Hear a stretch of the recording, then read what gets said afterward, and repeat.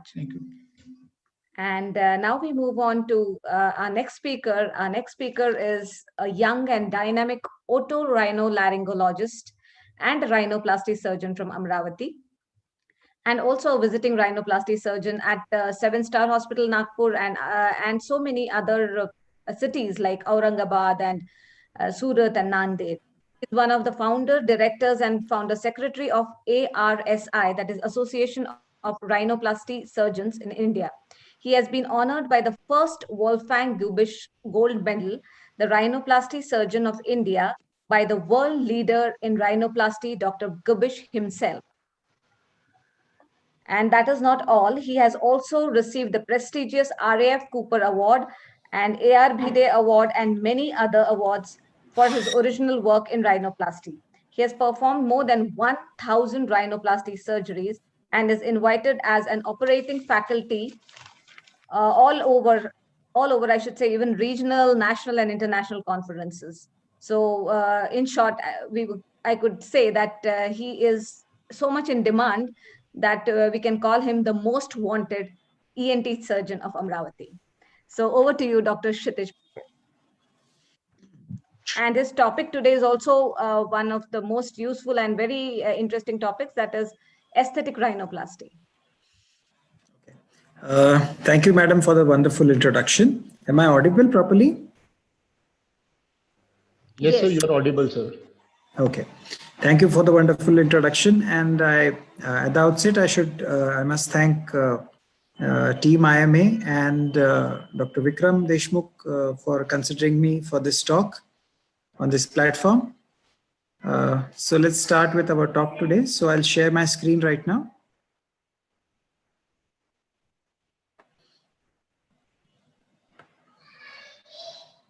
Okay, so now with the advancement of nose surgery, we have a lot of patients who are having breathing difficulties, and also patients who are consulting us with some expectations like doc, make me beautiful. So here I'm going to talk about some nasal tip techniques and tricks that I generally use in my surgeries. So it is said that he who masters the tip surgery masters the rhinoplasty. So this is one of the last portions of the rhinoplasty surgery, which is one of the most difficult tasks to master. Why is this surgery so difficult? It's because of wrong analysis, the various skin thickness in our population, limited soft tissue covering. Looking at the ideal nose tip aesthetics, the nose on the front view should have a dorsum which is high enough to cast shadows on both the sides, and on the basal view, the tip should be triangular, and the tip width should be equivalent to the width of the philtrum, and the columella show of about 1 or 2 millimeters. And the nose should have a gull wing on the front view in flight. Because it's a general topic, I would like to just have a little bit nomenclature correct.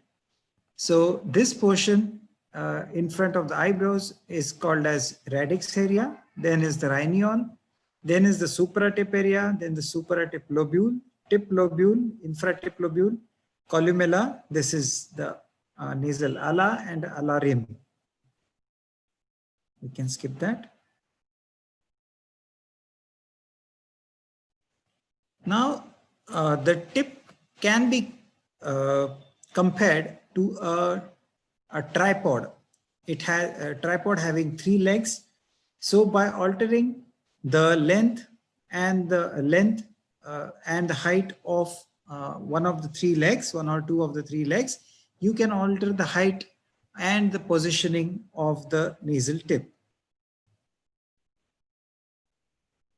So there are different kinds of ala and columella relationship.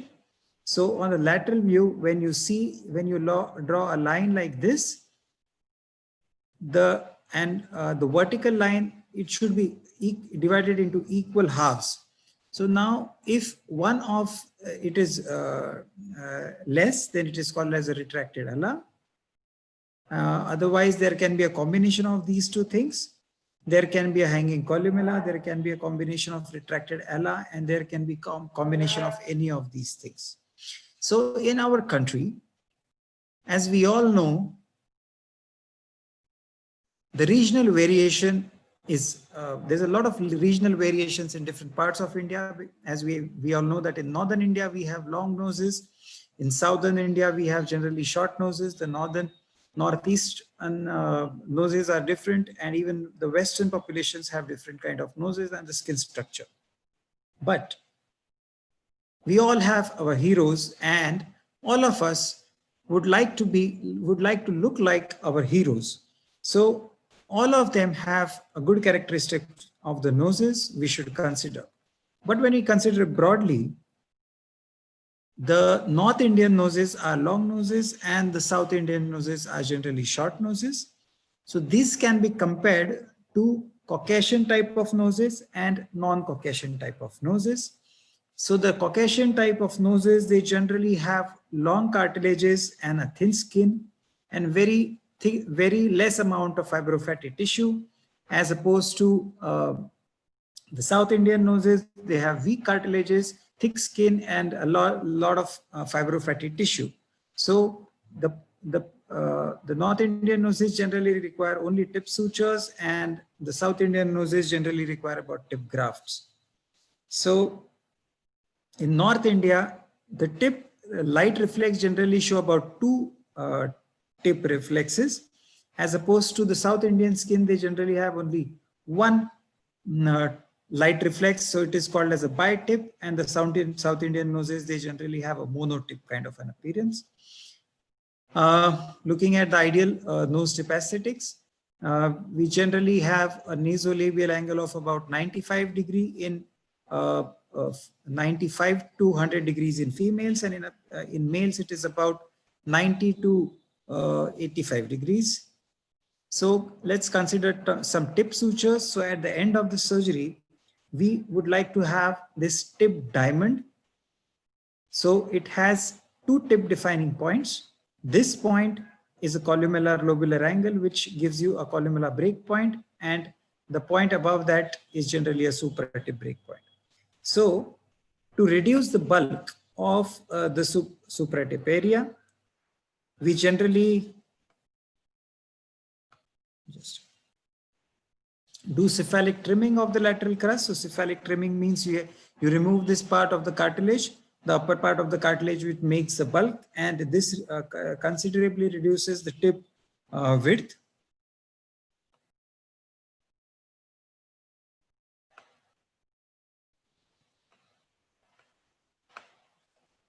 The video is not playing somehow. Anyway, so sometimes you can just infold it to gain the same appearance if the cartilages are weak, and if you do this maneuver, then it may lead to collapse of the lateral wall. So in such cases, you have to reconstruct.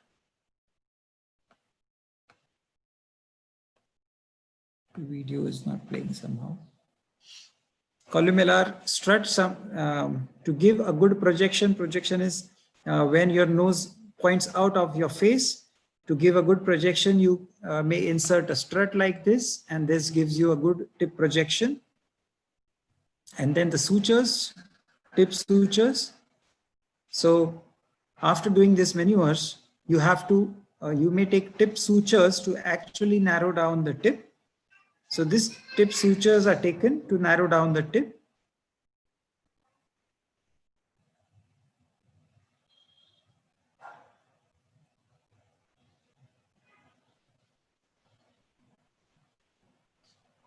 So this is transdermal and interdermal sutures. So after taking this transdermal sutures, you may suture this tip cartilages together. So this is the dermal equalization suture or a transdermal suture. Then to bring your lateral crust together, you may consider a lateral crural spanning suture. So now let us consider a few examples. This 21 years old female comes with a breathing difficulty and a very broad tip and also a hump on the nose. So on opening up, apart from the hump, she had huge alar cartilages, and we did a cephalic trimming and the columella strut and tip sutures. And here she is after about 2 years after the surgery, and here she is after 7 years after the surgery. So you can see that the tip width is about 2 centimeters, and we have reduced the tip width to a much nicer extent. And these are the long-term results. And even after 7 years, they have a wonderful results. Similarly, this is a revision case. You can see the tip width to be about more than 2 centimeters, 3 centimeters, and post-surgery, immediately, even though there's a lot of edema, the patient has a very beautiful tip after the surgery. This young girl, 25 years old female, comes with a hump, a hanging columella, and a boxy kind of a tip.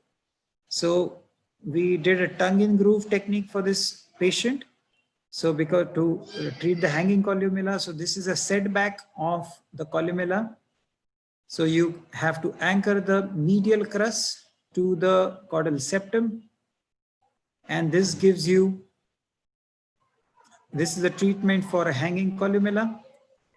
So as you can see here, the hanging columella, which was there, it's got treated nicely. In addition to that, we also got a straight dorsal profile, and the hanging columella got treated. The boxy tip, square type of tip, is also treated, and the patient is very happy, and she has a good breathing and a beautiful nose at the same time. This gentleman, aspirant model, also had a breathing difficulty. So we accepted him for the surgery, and post-surgery, as you can see here, he had a big hanging columella which was treated. There was a deviation which was treated correctly, and a huge hump was taken off to give him a straight profile and a wonderfully balanced dorsal. Other similar examples using the same technique. Now tip rotation, coming to tip rotation, some people have a downward rotated tip or an upward rotated tip.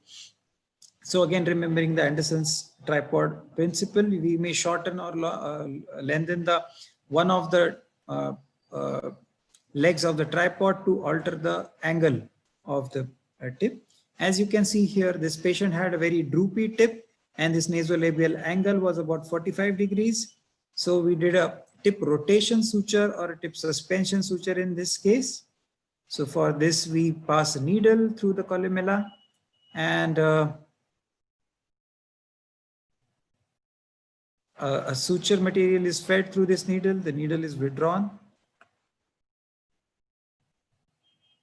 This is then tied to the anterior septal angle, and a similar maneuver is done.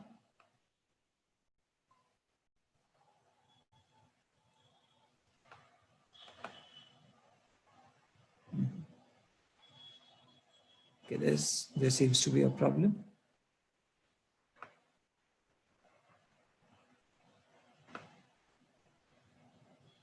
Am I audible? You're audible, Kshitij. Okay, just give me a moment. I'll just restart the presentation.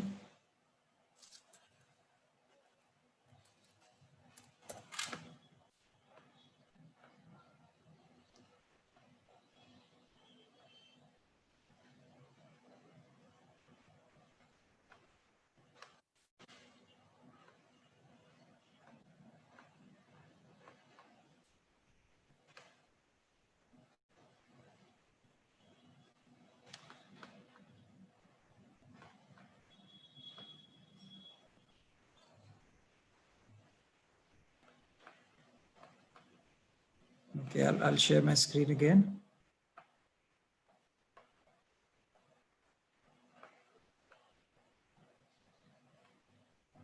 So here is this gentleman with a droopy tip, which was about 45 degrees. It was treated to about 85 degrees. And as you can see here, this droopy tip was also treated very nicely. In addition to that, the hump is also gone and he could breathe nicely. Other similar examples, a droopy tip treated nicely, a perfectly 95-degree angle in a female, wonderful sharp tip. Sometimes this girl thinks that her nose sticks out too much out of the face and she wants a smaller Q-tip nose. So we have to do lateral crural sliding technique in such cases. So you have to split the lateral crust, separate it from the underlying skin, and then you have to cut it and resuture it. And by doing this, we shorten the lateral crust on both the sides. And by doing this, we can get a smaller tip. We can decrease the projection of the tip. So we could decrease her projection to some extent. Sometimes you have a very over projected tip and very, very large nostrils. So in this case, we had a very huge cartilages we opened up and it landed up into a Pinocchio nose deformity. So again, here we did a lateral crural sliding technique and we could get a smaller nose as compared to a very largely projected nose. Sometimes you have various other types of deformities like a Bossa formation over here, which was congenital deformity. Again, here on only one side, we did the lateral crural sliding technique and we could get rid of this Bossa formation. And we also augmented the radix area and we could get a straight dorsal and also a good breathing nose. Again, as you can see here, you can see this video. So on inspiration, the patient is having a collapse of the lateral wall. So this is because of the weakness of the lateral crust at the lateral wall. So you can strengthen it by strengthening the lateral crust. So this is called as a lateral crural strut graft. So this is how you make a lateral crural strut graft. And as you can see here, the pinching is gone on the left hand side. And he can breathe normally, even on deep inspiration, there is no collapse. Similarly, you can see here, even on normal inspiration, this gentleman had a breathing difficulty because there was a collapse of the lateral nasal wall and he used to use such a device while sleeping. So this was because of the malorientation or malrotation of the lateral crust. So we took out the lateral crust and repositioned it in the right position, also strengthened it. So as you can see here, this is the pre-op video and this is the post-op video. Sometimes you get a Pinocchio nose like this, a very, very long nose. And you have to, as you can see here, we have reduced about 2 centimeters of his nose on the front view and a very, very, very large nose, very, very hypertrophic nasal spine and the depressor septi muscle. So we could treat that and we could still get a good result. And the breathing difficulty is also gone. Aging and rhinoplasty. Sometimes in these kind of deformities, they generally don't present in the early age, but when the tissues become lax as the patient grows older, this kind of deformity, it causes a collapse of the airway because of the Bernoulli's phenomenon, and then they have a difficulty breathing in old age, and that can lead to sleep apnea and all. So we did resect this part and replace this part with another cartilage. As you can see here, this deformity is also gone and he could breathe very nicely. Upturned noses or pug nose deformity. So in such noses, you can see the nostrils on the frontal view. So this is called as a pug nose deformity. This gentleman did not have any breathing difficulty, but these to derotate it, this is a rather difficult job. So in such cases, you have to use extended spreadographs. So we used extended spreadograft and septal extension graft in this case. And by doing so, we could nicely derotate his nose downwards and then advance the tip assembly on the top of this